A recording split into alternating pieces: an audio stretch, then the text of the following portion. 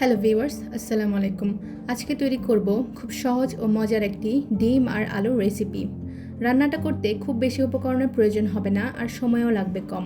ডিম আর আলু দিয়ে কিভাবে এই সুস্বাদু পদটি তৈরি করবেন সেটাই আজকের ভিডিওতে দেখাবো। তো চলুন ভিডিওটি শুরু করি।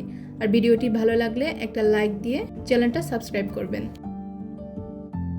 ডিম আলু রেসিপি বানানোর জন্য আমি প্রথমেই নিয়ে নিব 3টা ডিম।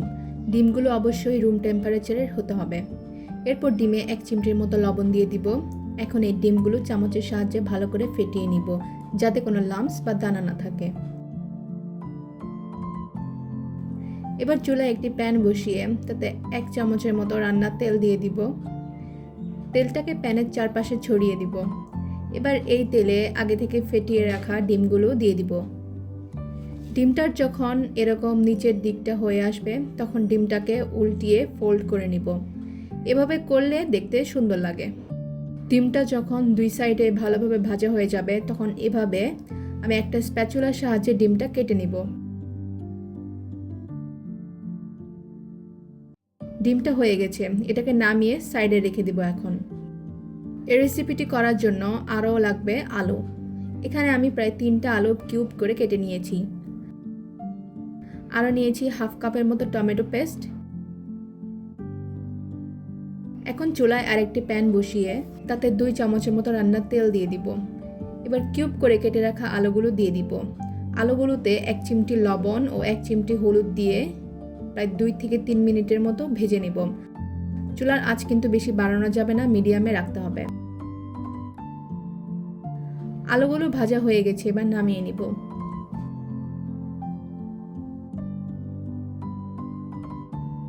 এবার এই একই তেলে আরও 1 চামচের মতো তেল অ্যাড করব। এরপর এতে দিয়ে দিব কিছু শুকনো মশলা, একটা দারুচিনি, একটা তেজপাতা মাঝখান দিয়ে চিড়ে দিয়েছি, 2টা এলাচ, 4-5টা লবঙ্গ আর হাফ কাপের মতো পেঁয়াজ কুচি। এবার পেঁয়াজটাকে কিছুক্ষণ ভেজে নিব পেঁয়াজের কাঁচা গন্ধটা দূর করার জন্য। এখন দিয়ে দিব টমেটোর পেস্টটা। এই টমেটো পেস্টটাকেও 2 থেকে 3 মিনিট রান্না করে নিব কাঁচা গন্ধটা দূর করার জন্য। 2 থেকে 3 মিনিট পর এবার একে একে দিয়ে দিব রসুন বাটা 1 চা চামচ, আদা বাটা 1 চা চামচ। এগুলোকে নাড়াচাড়া করে নেব।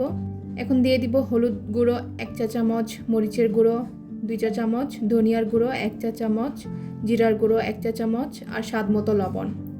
আর পরিমাণ মতো পানি দিয়ে এবার সবগুলো মশলাকে মিক্স করে ভালো করে নেড়েচেড়ে দিয়ে মশলাটাকে কষিয়ে নিতে হবে তেল ভেসে ওঠা পর্যন্ত। আমার মশলাটা কষানো হয়ে গেছে। এবার দিয়ে দিচ্ছি ভেজে রাখা আলুগুলো। আলুটা মশলার সাথে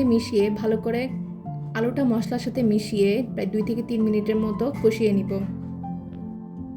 এবার দিয়ে দিব সামান্য পানি আলুটা সেদ্ধ হওয়ার জন্য।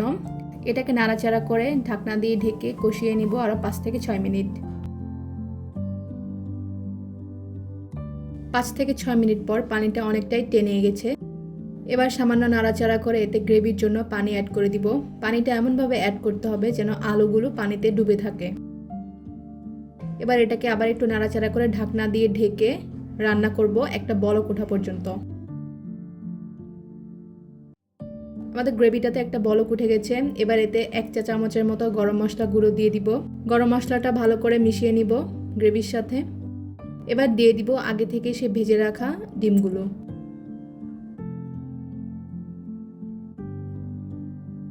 ডিমটা দেওয়ার পর চুলার আঁচটা কিন্তু মিডিয়াম টু লোতে রাখতে হবে, বেশি বাড়ানো যাবে না। এবার এটাকে ঢাকনা দিয়ে ঢেকে আরও 5-7 মিনিটের জন্য লো আঁচে রান্না করব চুলায়। তো 5 থেকে 7 মিনিট পর আমাদের ডিমের রেসিপিটা হয়ে গেছে। এবার এটা নামিয়ে ফেলব। এবার চুলাটা বন্ধ করে দিব। তো ব্যাস, তৈরি হয়ে গেল একদম সহজ একটা ডিম আর আলুর রেসিপি। এখন আমি এই রেসিপিটা গরম গরম সার্ভিং ডিশে ঢেলে দেখাচ্ছি কেমন হয়েছে। এই টাইপের তরকারিগুলো কিন্তু রুটি বা পরোটার সাথে গরম গরম ভালো লাগে, আবার ভাতের সাথেও গরম গরম খেতে দারুণ লাগে। রেসিপিটি যদি ভালো লেগে থাকে তাহলে চ্যানেলটা সাবস্ক্রাইব করে নেবেন এরকম আরও নতুন নতুন রেসিপির জন্য।